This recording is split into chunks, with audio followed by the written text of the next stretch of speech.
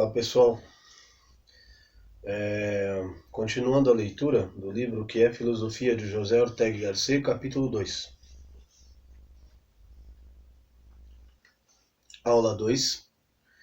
Redução e expansão da filosofia, o drama das gerações, imperialismo da física, pragmatismo.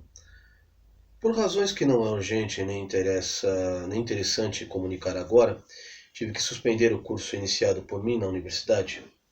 Como aquele intento não era esperado por razões ornamentais e suntuárias, mas por sério desejo e quase pressa de dar a conhecer novos pensamentos que, ao meu ver, não carecem de interesse. Pensei que não devia deixar aquele curso estrangulado em seu nascimento, subordinado a interferências anedóticas, ao fim e ao cabo muito pouco substanciosas. Por esses motivos, encontro-me hoje diante de vocês neste lugar. Como muitos dos presentes escutaram minha primeira aula, não é o caso de reiterar o que já disse lá, só me interessa retomar dois pontos essenciais. O primeiro é que é sob o título dessas aulas o que é filosofia. O que é filosofia? Não me proponho a fazer uma introdução elementar da filosofia, mas exatamente o oposto. Vamos tomar o conjunto da filosofia, o filosofar mesmo, e vamos submetê-la a rigorosa análise. Por que existe no mundo dos homens essa estranha fauna dos filósofos? Por que há entre o pensamento dos homens o que chamamos filosofias? Como se vê, o tema não é popular, mas hirsutamente técnico. Não se esqueça, pois que se trata de um conjunto acadêmico, de um curso universitário, e bem que in patibus infidelium, declarando lealmente a você o cruzeiro da navegação que nos espera, fico livre e desobrigado para não renunciar a nenhuma das asperezas conceituais que tal propósito impõe. É claro que eu hei de procurar ser entendido por todos, porque, como disse, penso que a clareza é a cortesia do filósofo, mas, além disso, esse problema tão técnico é tão hipertécnico que nos obriga tecnicamente a colocarmos o problema menos técnico que existe e de definir e analisar o que é a nossa vida, fecha aspas, no sentido mais imediato e primário dessa palavra, incluindo o que é a nossa vida cotidiana. Mas ainda, uma das coisas com que mais formalidade necessitamos fazer é definir que isso chamamos vagamente de vida diária ou cotidiano da vida. Segundo ponto, que relembro da minha primeira aula, consiste em advertir que, em filosofia, não costuma ser linha reta o caminho mais curto. Os grandes temas filosóficos só se deixam conquistar quando os trata como os hebreus a Jericó, indo até eles curvamente em círculos concêntricos cada vez mais estreitos insinuamente. Por isso, todos os assuntos que tocarmos, mesmo os que tiverem um primeiro aspecto mais literário, reaparecerão várias vezes em círculos posteriores de raios mais estreitos e exigentes. Com frequência, vocês verão que o que num dia teve só a aparência de pura frase ou de um adorno metafórico, surgirá em outro com o traço mais grave de um rigoroso problema. Os 60 últimos anos do século X1X foram, dizia eu, ao terminar minha primeira conferência, uma das etapas menos favoráveis da filosofia. Foi a idade antifilosófica. Se a filosofia fosse algo que se pudesse radicalmente prescindir, não há dúvida que durante esses anos teria desaparecido por completo.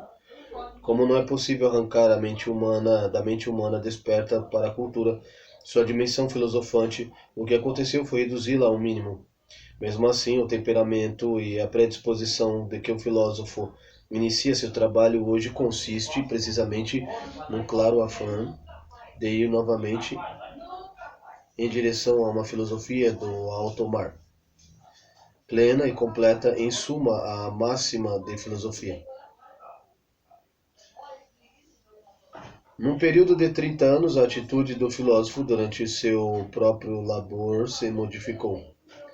Não me refiro agora ao fato do conteúdo doutrinal da filosofia ser distinto hoje do que havia um quarto de século atrás, mas ao fato de que, antes de elaborar e possuir um conteúdo ao iniciar seu trabalho, o filósofo tem um temperamento e predisposição muito diferente do que o pensador das gerações anteriores encontraram em si. E é natural que, diante de tal mudança, nos ocorra perguntar como se produziu aquela redução e o encolhimento do ânimo filosófico, o que aconteceu depois para que, de novo, se dilate, recupere a fé em si mesmo e até volte a tomar ofensiva.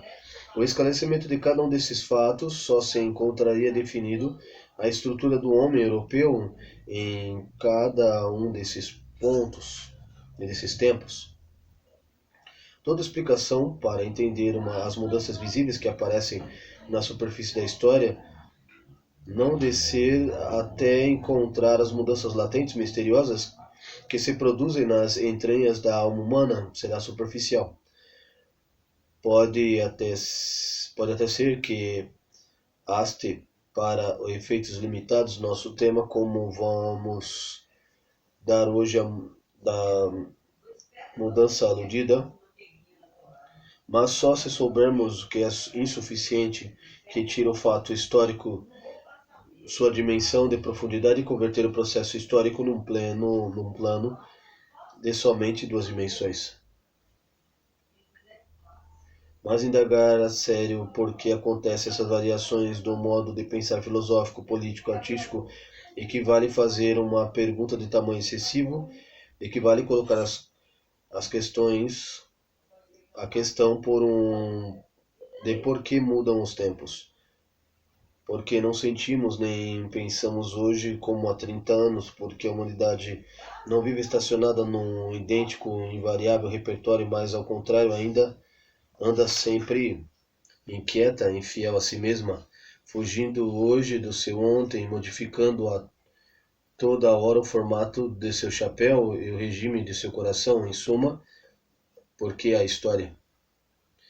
Não é necessário anunciar que vamos respeitosamente desviar que tão elevada questão seguindo adiante, mas importa-me dizer que os historiadores deixaram até agora intacta a causa mais radical das mudanças históricas, que um ou vários homens inventem uma nova ideia ou um novo sentimento não muda a feição da história, o tom dos tempos, como não muda a cor do Atlântico se um pintor de marina limpar nele o seu pincel sujo de vermelho.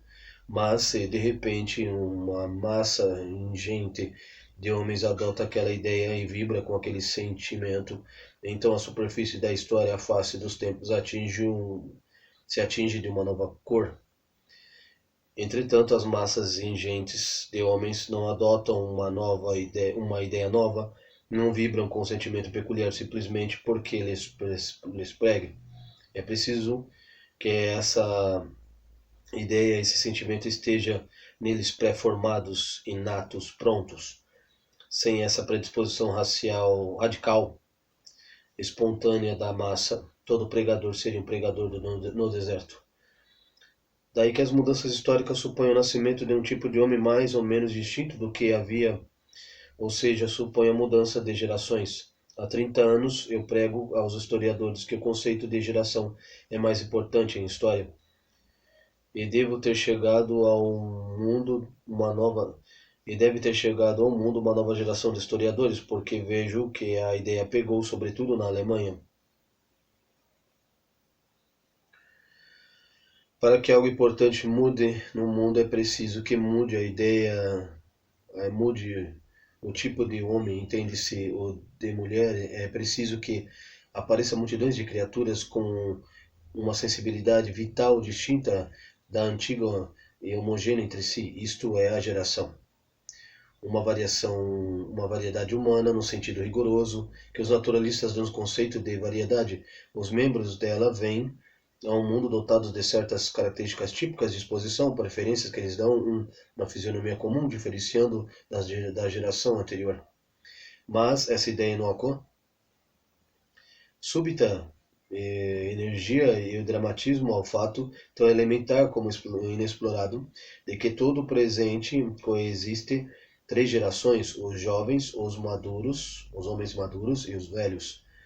Porque isso significa que toda atuação histórica, todo hoje envolve a rigor três tempos distintos, três hojes diferentes, ou dito de outra maneira, que o presente é rico de três grandes dimensões vitais que convivem alojadas nele, queira ou não enredadas umas às outras, e serem diferentes necessariamente em essencial hostilidade.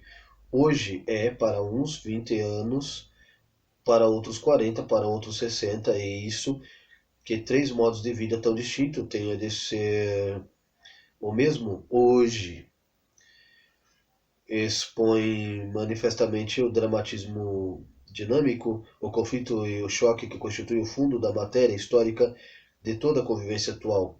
E à luz dessa observação, vê-se equívoco oculto no aparente clareza de uma data. 1929 parece um único tempo, mas 1929 vive um rapaz, um homem maduro e um ancião, e essa cifra se multiplica em três significados diferentes e simultaneamente abarca os três, e a unidade de um tempo histórico de três idades distintas. Somos todos contemporâneos, vivemos no mesmo tempo e atmosfera, mas contribuímos com sua formação em tempos diferentes.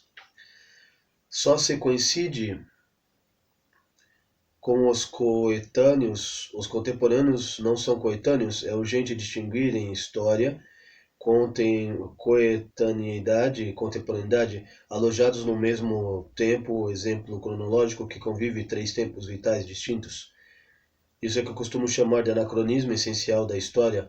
É graças a esse desequilíbrio interior que ela se move, roda, muda, flui. Se todos os contemporâneos fossem coetâneos, a história ficaria cristalizada, petrificada num gesto definitivo, sem a possibilidade de qualquer inovação radical. Uma vez representei a geração como uma caravana dentro do qual o homem anda prisioneiro, mas ao mesmo tempo secretamente voluntário e satisfeito. Caminha nela fiel aos poetas de sua idade, às ideias políticas de seu tempo, o tipo de mulher triunfante na sua mocidade e até o modo de andar comum aos 25 anos. De vez em quando se vê passar outra caravana com um raro perfil estrangeiro, é a outra geração. Talvez um dia festivo de orgia mescle ambas, mas na hora de viver a existência normal, a caótica fusão se desagrega nos dois grupos verdadeiramente orgânicos. Cada indivíduo reconhece misteriosamente aos outros de sua coletividade, como as formigas de cada formigueiro se distingue por um odor peculiar.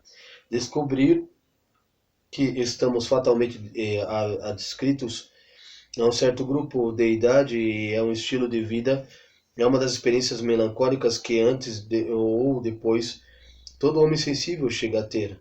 Uma geração é um modo integral de existência que marca indelevelmente o indivíduo. Em certos povos selvagens se reconhece os membros de cada grupo coetâneo por sua tatuagem. A moda, o desempenho epidérmico que estava em uso quando eram adolescentes ficou incrustada em seu ser.